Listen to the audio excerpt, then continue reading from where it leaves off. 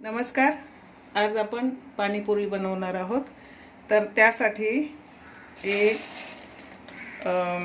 पांढरे वाटाणे आपण घ्यायचे, कारण काही लोक चणे घेतात तरी पण चांगलेच लागतात, पण ह्याच्यामुळे जास्त टेस्टी होते पाणीपुरी. तर हे आपण आता भिजायला घालूया 4-5 तास.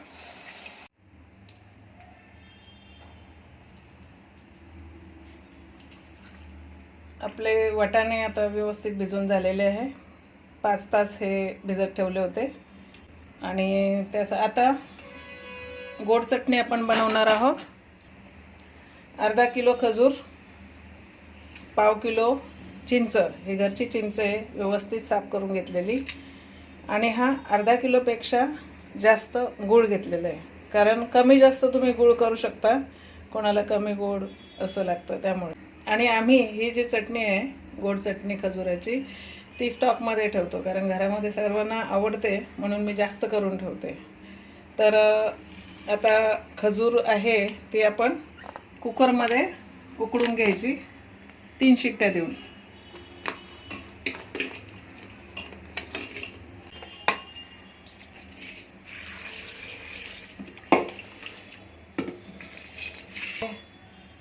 जी चिंच आहे ती पण आपल्याला शिजवून घ्यायची. शिजल्यामुळे लवकर ती त्याची म्हणजे ग्रेव्ही होते तयार.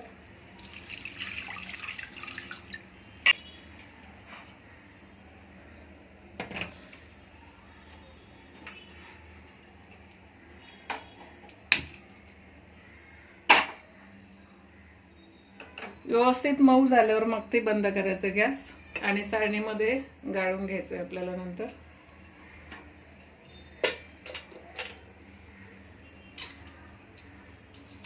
आणि खजूर पण शिजवून घ्यायचं.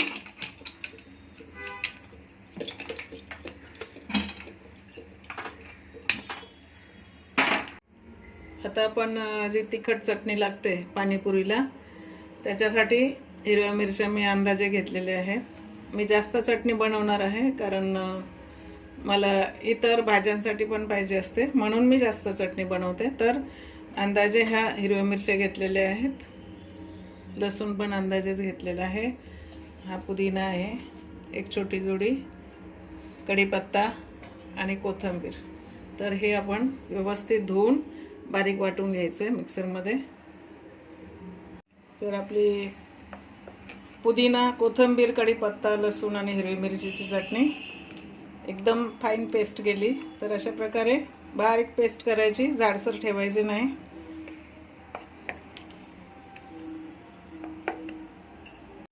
तर आपलं खजूर जे आहे 3 शिट्ट्या देऊन आपण शिजवून काढलेलं आहे, व्यवस्थित हे झालं आहे. आता हे बारीक करून घ्यायचं आपल्याला मिक्सरमध्ये आणि चाळणीने ह्या गाळून घ्यायचं. आणि ही जी आहे चिंच, ती पण चांगली आता व्यवस्थित शिजल्यामुळं चांगलं गाळ होतं. असं हिला पण व्यवस्थित गाळून ते एकत्र करायचं आपल्याला. गूळ पण आपल्याला एकत्र करायचं. आणि सगळी आपल्याला ही गोड चटणी, म्हणजे खजूर, चिंच आणि गूळ याची आपली चटणी बनवायची, म्हणजे शिजून घ्यायची ती पातेल्यामध्ये. तर आपण आता करूया. चिंच आपली अशी चाळणीतून व्यवस्थित हे करून घ्यायची.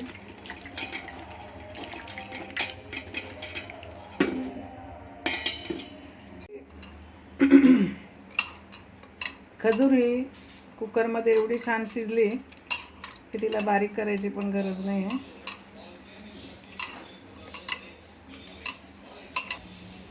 करते तुला. आता हे आपण आता चाळणीमध्ये गाळून घेऊया.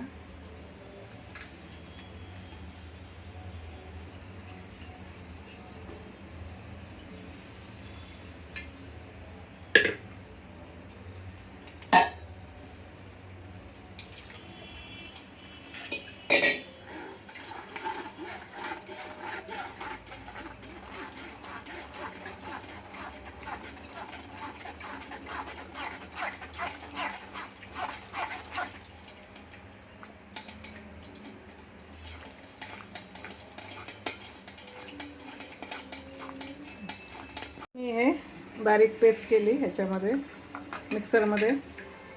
आता ते परत गाळून घेऊया.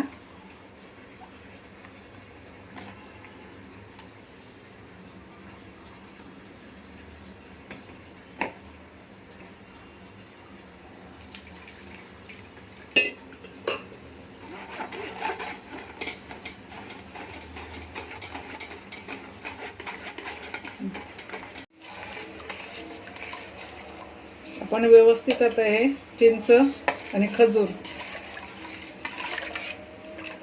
गाळून घेतलेले आहे व्यवस्थित.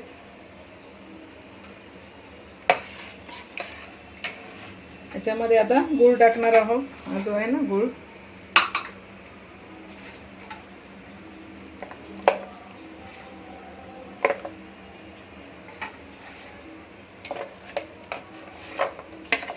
दोन वडी आपण पाठीमागे ठेवूया. जास्त जर गोड झालं तर मग चांगलं नाही म्हणून, आणि लागलं तर नंतर मग हे 2 वडे आपण टाकूया. गॅस चालू करते. फुल गॅसवरती हे हलवत राहायचं. जोपर्यंत व्यवस्थित घट्ट होत नाही तोपर्यंत शिजवायचं. अर्धा तास तरी ह्याला शिजवायला लागतो.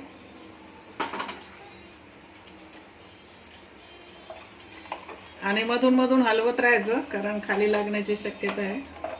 मी मुद्दाम मोठं पातेलं घेतलं कारण त्याच्यात व्यवस्थित उकळून ते घट्ट होणार. ही चटणी 2 महिने 3 महिने टिकते. हे खजुराची चटणी झालेली आहे.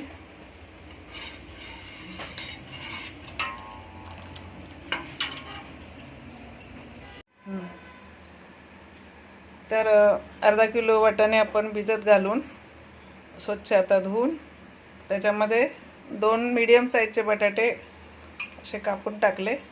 आणि आता पाणी टाकून त्याच्यात मीठ घालायचे.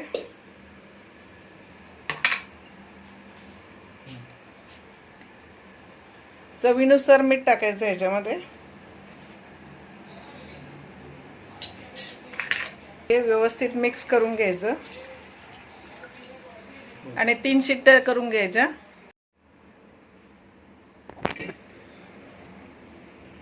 तर आपण ही चटणी बनवलेली आहे. तर ही चटणी मी चांगली राहण्यासाठी फ्रीजमध्ये ठेवलेली आहे स्टॉक म्हणून. तर ह्याच्यातली तुम्हाला जेवढं पाणी बनवायचं आहे तिखट पाणी तेवढीच तुम्ही घेऊ शकता. तर मी ही 2 चमचे तिखट चटणी घेणार आहे. 2 चमचे तिखट चटणी घेतली आपण आता. आणि त्याच्यामध्ये आपण आता अर्धा लिंबू टाकणार आहोत.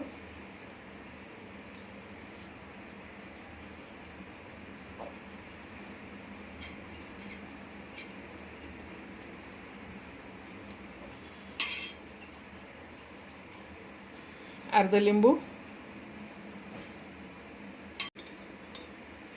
जीरा पावडर 1 चमचा. मिरी पावडर अर्धा चमचा.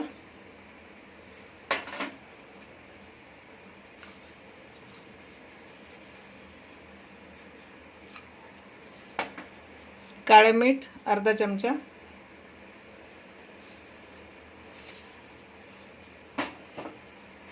आणि मिरचीमध्ये चटणीमध्ये आपल्या मीठ आहे म्हणून हे पांढरे मीठ मी थोडंसंच टाकते, पाव चमचा. आता याच्यामध्ये आपण पाणी टाकून घेऊया.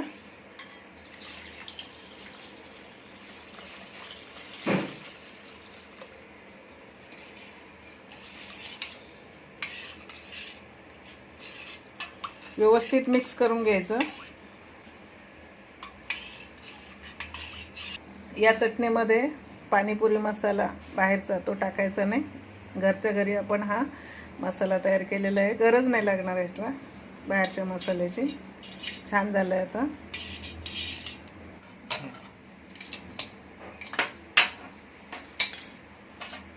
आपला रगडा हा व्यवस्थित झालेला आहे.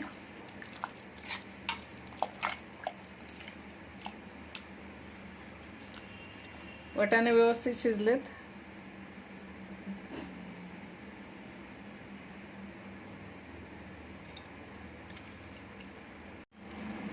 तर असं थोडंसं स्मॅश करून घ्यायचं हे.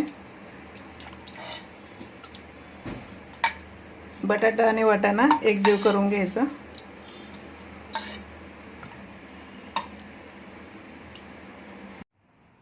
तर आपलं पाणीपुरी झाली, म्हणजे रगडा बनवलंय आपण.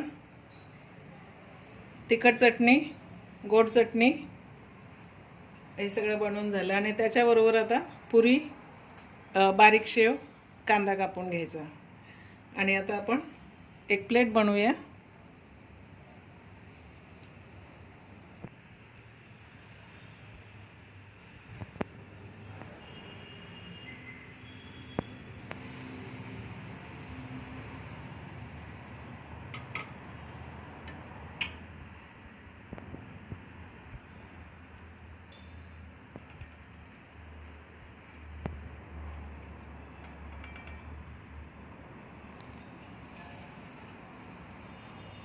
शेव नंतर टाकायची. आता आपण त्याच्यात गोड चटणी टाकूया.